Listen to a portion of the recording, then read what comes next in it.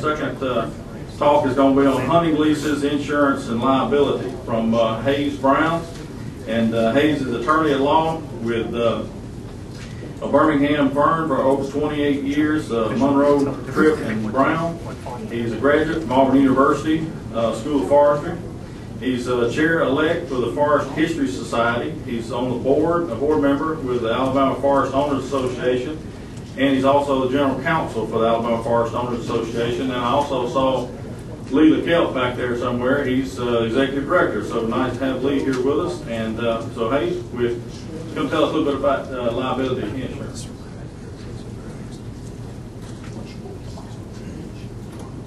Thank you, Tim. Appreciate the opportunity to come here today. I'm sorry I was a little bit late. I was driving down the 280 from Birmingham, and I saw a sign that said talking dog for sale. And so I stopped and I asked the owner, you mind if I go back and look at the dog? I said, fine. So I went back and looked at the dog, and I asked him, I said, you know how to talk? And he said, yeah. I said, okay, what's the story? And he said, well, I've got this gift. I don't know where it comes from, but I wanted to serve my country. I was hired by the CIA, and they took me to all these big meetings, with international leaders, because like nobody would ever assume that a dog would eavesdrop. And I uncovered some plots, a couple of terrorist plots, even one that was an attempted nuclear attack on the United States. And I won all these awards, and now I'm retired and living here in Lee County. So I went back to the owner and I said, good night, what do you want for this dog? He said, $100. I said, he's won all these awards? What do you mean $100? And the guy says, he's a liar. He's never done any of those things. Well, so what we're going to talk about today is the idea of liability. We're also going to talk about hunting leases, and we're going to talk a little bit about insurance. It's great to be around hunters because, it wasn't too long ago, I think, that in England there was a move to outlaw fox hunting. The London Times said it was time for the last tally-ho. It said that they thought it was cruel to animals and so forth like that. And I'm reminded of what Oscar Wilde said about fox hunting, these fellows that dress up in these outfits and everything like that. He said, it's the unspeakable in pursuit of the inedible.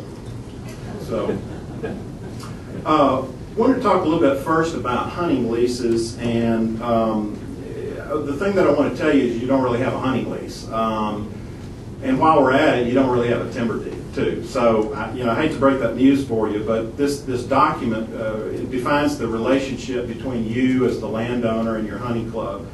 And but the thing about it is much of what we've been told about forestry and land ownership is wrong. There are a lot of myths out there from Paul Bunyan. Johnny Appleseed has some truth to it, some myth, and of course, George Washington never cut down the cherry tree. And then there's the Keep America Beautiful campaign. There was, if you remember that, the fellow, the Native American that shed the tear.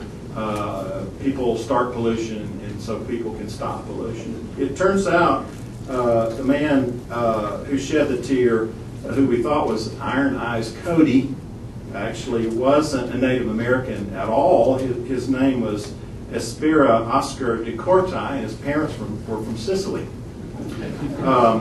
So there's a lot of learning about forest land ownership. There's a lot about learning, and there's a lot about unlearning. And so back to your hunting lease. Well, it's not a lease. It's called a profit. And this gives us an excuse, I guess, to talk about. It's not a term that we're very familiar with because it's a French term. But it gives us an excuse to talk about what is a deed, or you might know what a deed is, and maybe if you're easement, if you're really insightful, you might even know what a license is and so forth. But, what's a profit? I don't prefer the terms hunting lease at all. I don't think there's any way in the world we're going to vanquish the use of that term. But it's really not a lease, as we'll see in a second. And I don't prefer the term timber deed either because of the same reason.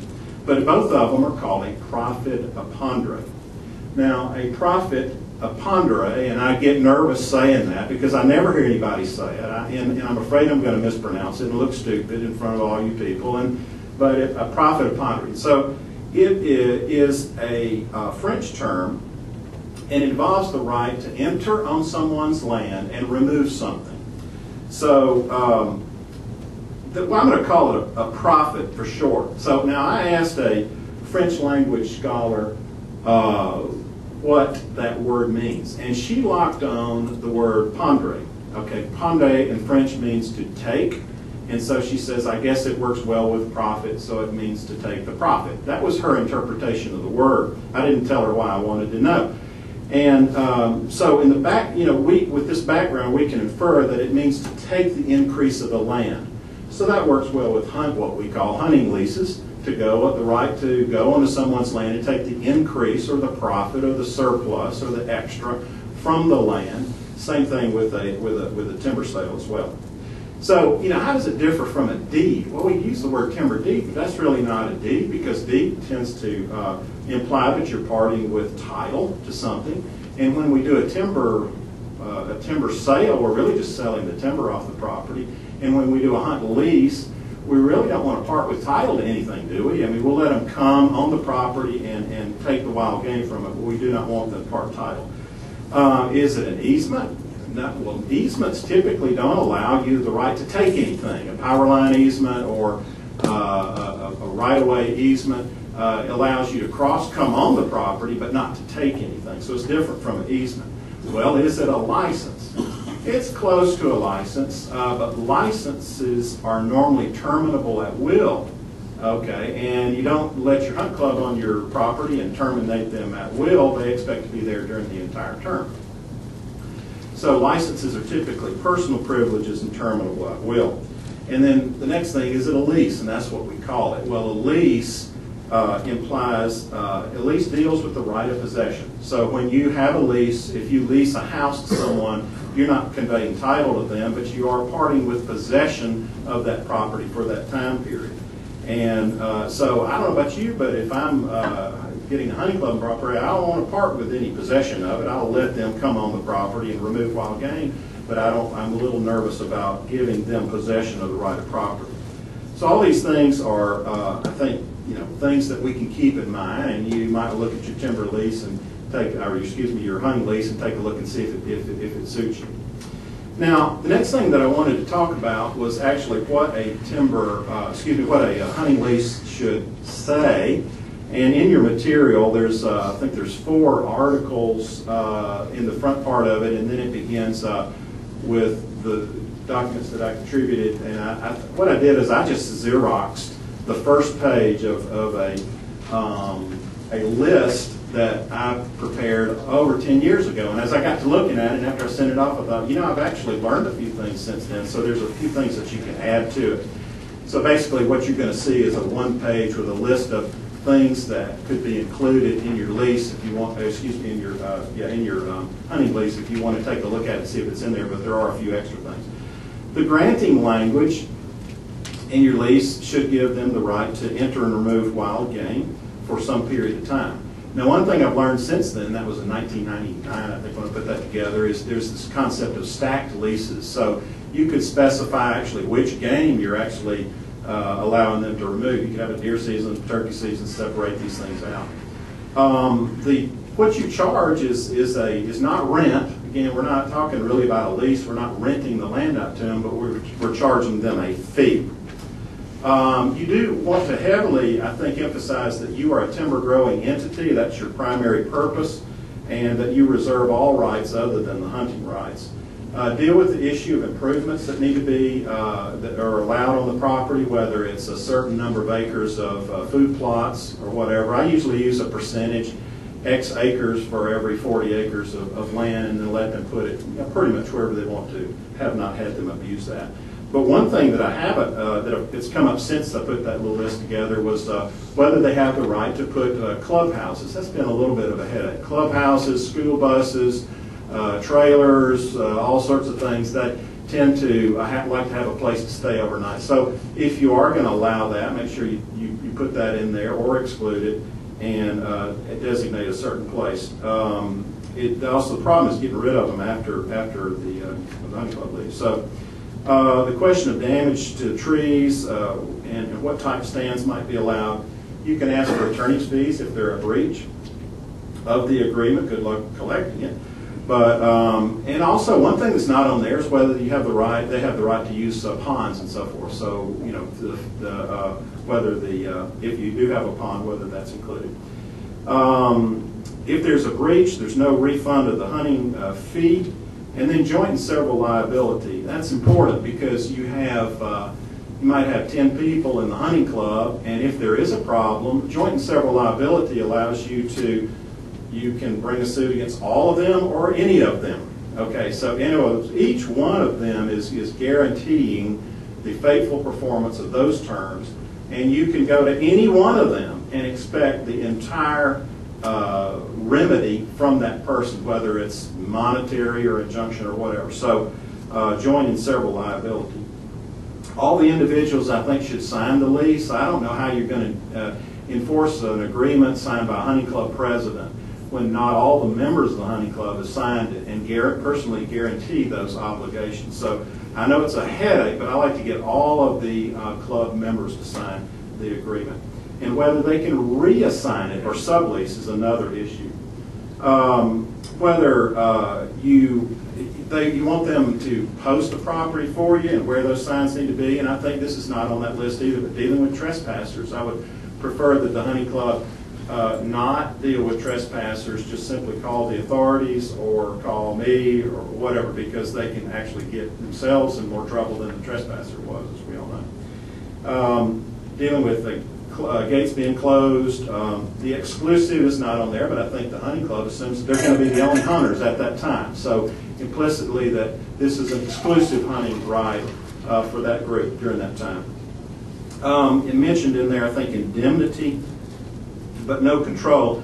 There's two ways of looking at these agreements when you're dealing with a hunting club. Maybe you want to get really into their business and tell them exactly how they're supposed to organize and say you can do this and you can't do that and that sort of thing. That's one way of doing it. I don't really prefer to do that because I prefer the other one, which is keep them at a little bit of hands off and at arm's length, and require them to establish their own rules that they certify are safe hunting practices. And that way, if you start telling them you can do this, you can't do that, you can do this, you can't do that, if you get really into their business about how they're going to organize their club, then invariably you're going to forget something, or you're going to, say you're going to allow them to do something they shouldn't have done, or whatever. So there's going to be a problem with that. So I tend to keep them at arm's length. So now the indemnity. Indemnity is an agreement that they make that if they breach this agreement, and you somehow get held responsible for it in a court of law or somewhere, that they will indemnify you. That means that they will defend you, hire a lawyer, defend you in that case, and pay any judgment. Now, once again, that's just a promise that the hunting club is making to you. Good luck collecting on that one as well, unless you have hunting insurance. And so hunting insurance operates with an indemnity provision in there. They work hand in hand. Indemnity agreement says, I'll hire a lawyer and defend you if you're brought into anything as a result of what we've done. That's the words on the paper. Now, but how are we going to enforce that? By having the insurance contract purchased. The insurance contract guarantees the enforcement of that indemnity agreement and gives you a measure of certainty. The issue, I like to say that the hunters have determined that the land is suitable and that they certify that they have been warned of the hidden dangers that are there that I know about. Deal with the issue of amendments and have the hunters establish their own rules, as we've said, and abide by the game laws. I have a provision that if I, for some reason, have a timber sale, even if it's in the middle of the year, that I can proceed on with it without any sort of penalty, but I will refund the unearned portion of the fee for that period of time. I have not had any trouble with that. Well, we talked a little bit about insurance. Insurance is the separate third-party contract with the insurance company that provides some weight to that indemnity agreement that they've given you. You need to consider in the hunting lease whether you're the named insured. Now, we find your name actually on the declarations page of the contract. You're given something from the insurance company that has your name in it, your organization. And you want to determine whether not only the organization is going to be defended, but the members of the organization, the officers, directors, and so forth, who could be sued individually as well. And so they're going to defend you, this insurance company is, from specified conduct up to the limits of liability in the insurance contract. Now, most insurance contracts are written so that they cover everything related to hunting broadly, unless it's excluded. So it's not that they say, I cover A, B, C. They cover things related to hunting unless it's excluded. And you might think of, well, hunter-to-hunter gun contact, but it's even broader than that. It can be things related to ATVs, can be related to falling from a tree stand and those sorts of things. So, but the point is, if you have a question about whether something's covered, you really need to read. I hate to say this, but you really need to read the insurance contract. And there's really no substitute for that, because if you don't understand it and you can't convince yourself that these activities are covered, how in the world are you going to, once a problem results, go back to the insurance company and say, I think I'm covered by this? You really need to review that ahead of time at the beginning. Think about the activities that are out there. Ask the relevant questions to the person that's selling the insurance, and go forward from that basis. Make sure that you see your name listed as a named insured, and make sure that you review the limits of liability. They have limits of liability. Let's say it's $1 million. That's $1 million per occurrence. There'll also be an aggregate limit of liability, which might be, say, $3 million, which is all the incidents that have occurred during the policy period. They're not going to pay. You have 3 incidents, each of them are $1 million. You hit the limits there. You also need to know that the duty to defend is greater than the duty to pay. Okay. So if there's a problem, a plaintiff's lawyer will bring a case. He'll name you as a defendant, and he'll allege all sorts of things: breaching contract, intentional conduct, negligence, all these things that should happen that you should have prevented. Well, some of those things are covered in your insurance contract, and some aren't. For example, breach of contract would probably not be included in a liability coverage, and nor would almost every insurance contract excludes intentional conduct. But we look at the complaint; it's got all these things. Negligence, I'm in. Okay, that's definitely within the contract, but breach of contract and intentional conduct is not. What do? Well, normally you'll be defended anyway by the insurance company lawyer, and only in the event that a verdict is rendered on specific counts that aren't covered would they be able to escape liability, for those specific instances. So it's going to be something that you may not know the answer to, but you will receive a reservation of rights letter which says, look, we're going to defend you under a reservation of rights. We don't know how this is going to come out, but at least the complaint has at least alleged some things that are covered by our contract. So we're going to defend you on all these counts all at once, but we reserve our rights in case the verdict comes down into something that's not covered. We may not have to pay it. Duty to defend is greater than the duty to pay. Prices are, I think, somewhere in the neighborhood of 19 cents now. There was a price war a couple of years ago, 19 cents per acre. Price war a couple of years ago. Prices are coming up a little bit more. It's kind of reverting to the mean. Well, so we've talked about, we've talked about your hunting lease. It's not a lease, it's a profit. Your timber deed's not a deed as well. We've talked about some terms that ought to be in a hunt lease, and we've talked about insurance. And so I'm going to spend the next few minutes talking about liability, particularly as it relates to hunting.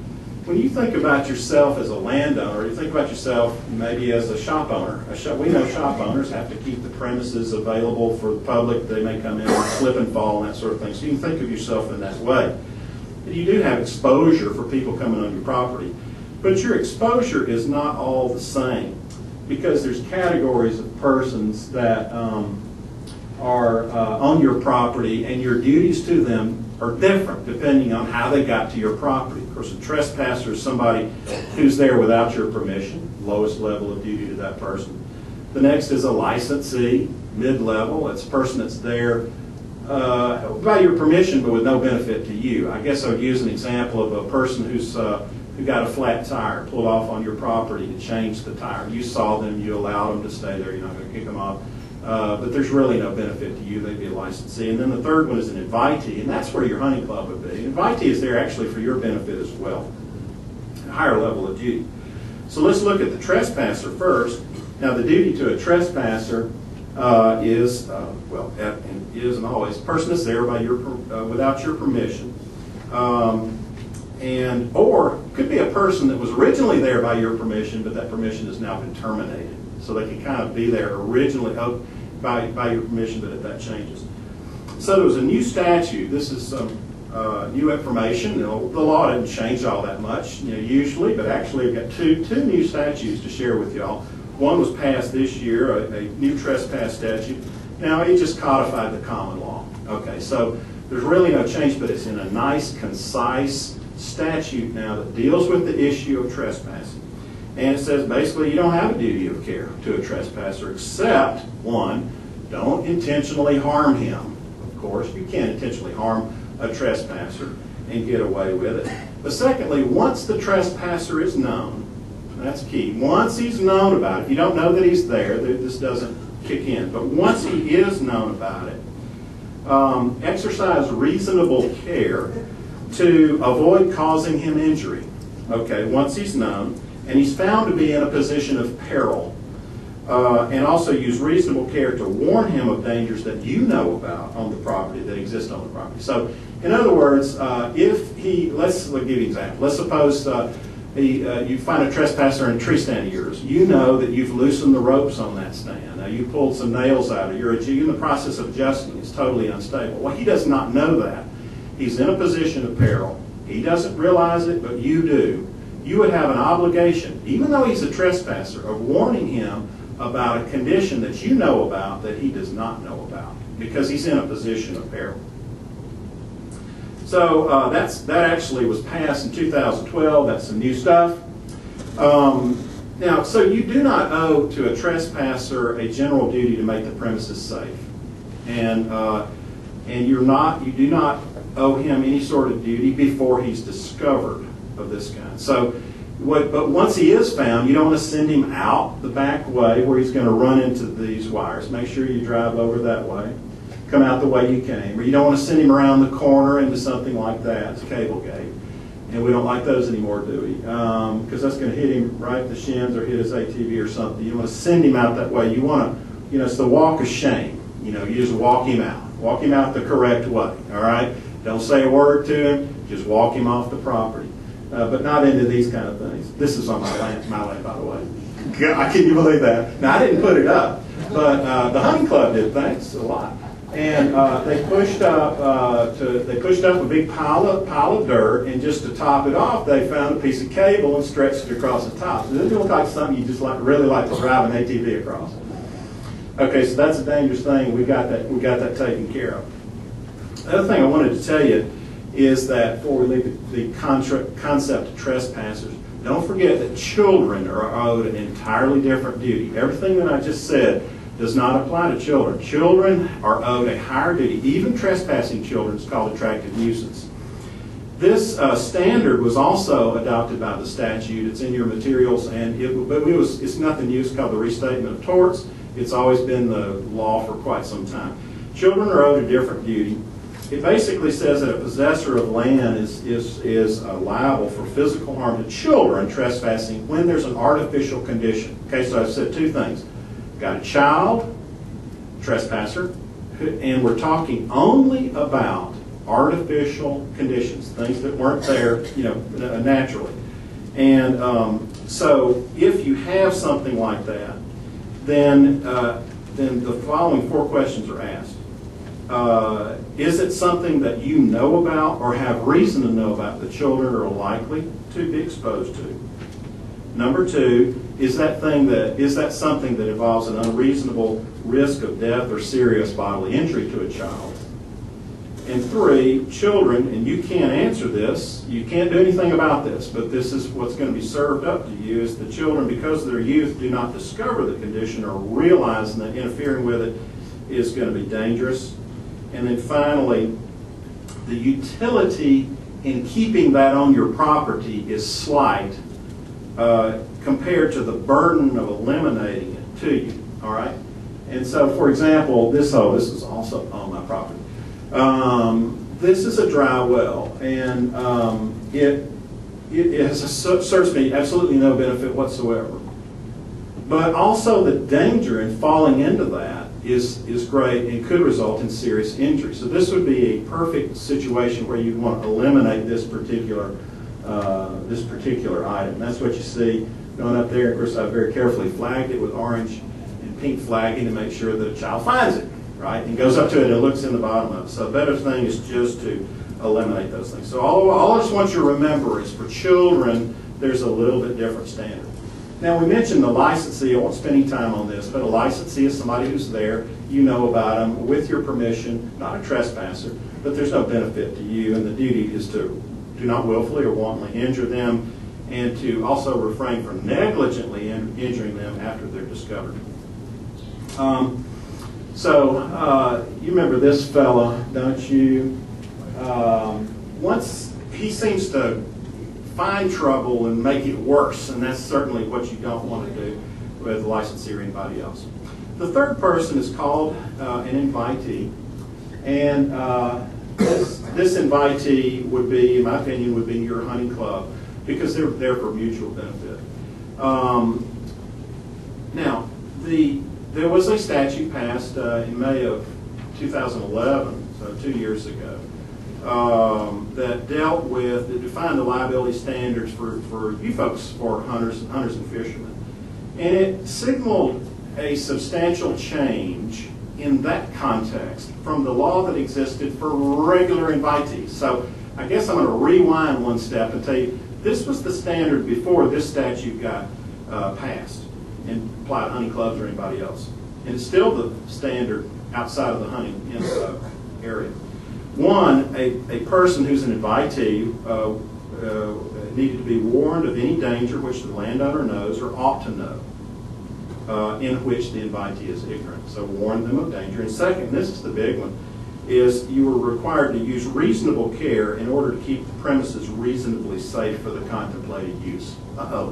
That's pretty broad. You mean I have to keep these premises reasonably safe? Well, yeah, just like a shopkeeper would.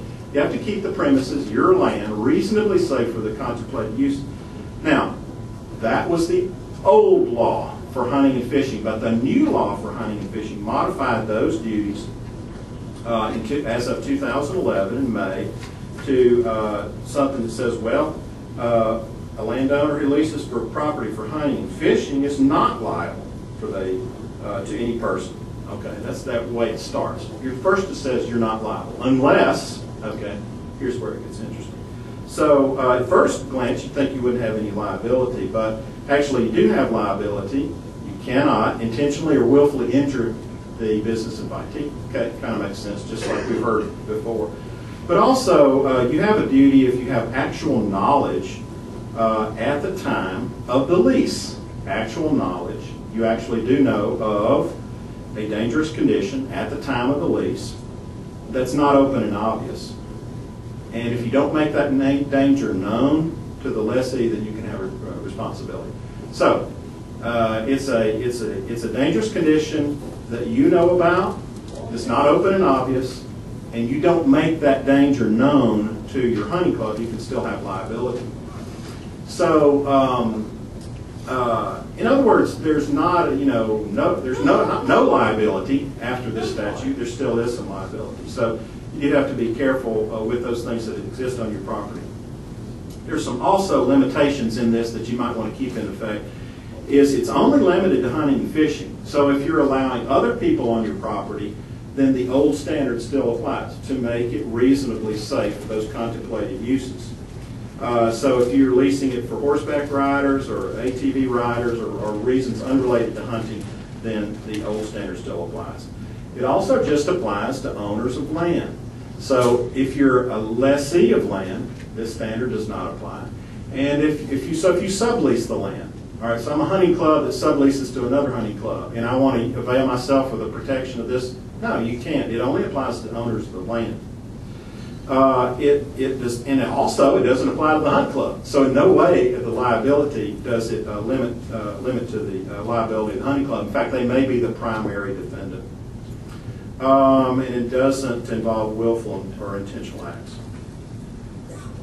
So what have we talked about? We've talked about what is really a hunting lease at its core. We've talked about some necessary terms that you want to have in your hunting lease, and then we've talked about insurance, and then we've also talked about these rules of liability that relate to hunting leases.